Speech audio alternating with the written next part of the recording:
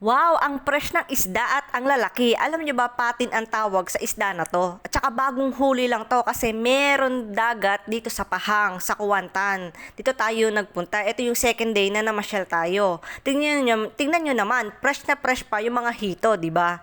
Ang sarap din itong ihawin. Ngayon, namili kami ng pang-ihaw natin kasi nga magpipiknik tayo.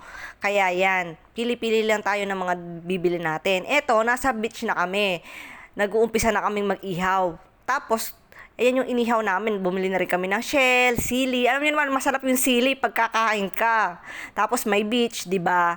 Tapos kanin, di ba? Ayan, may kamote rin. Tapos itong corn, pag inihaw.